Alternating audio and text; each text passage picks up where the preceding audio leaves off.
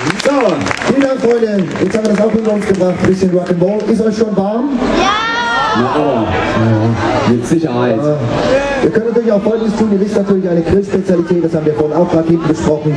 Die erreicht natürlich ihre Würze nur durch einen ordentlichen Schuss Bier. Und zwar eine halbe Flasche auf den Grill und einen Kasten in den Griller.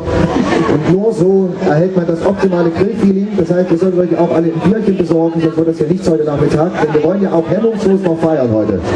Das heißt, ihr müsst euch locker machen. Wenn das tänzerisch funktioniert, ist das natürlich am besten. Wenn man ein Bierchen noch zur Unterstützung nimmt, ist das auch okay.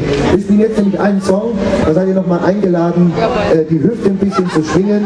Hier wird auch alles mitgeschnitten. Ich muss genau aufpassen, was ich heute sage. Es wird alles hier mitgeschnitten. Ist dann schon wahrscheinlich heute Nachmittag bei YouTube. Nee, nur für dich zu Hause. Nächste Woche. Für wen? Nächste Woche. Nächste Woche. DVD, ne? Ja, ja. Nächste Woche bei YouTube. Komplett. Und du hast auch eine Speicherkarte drin, wo alles drauf geht. Das wollen wir erst mal sehen. Alles drauf?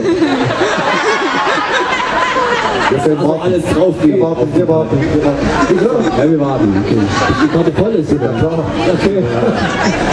Wir warten, bis die Karte voll ist und dann holen wir aus dem Bankbus eine neue und bieten die für 80 € an.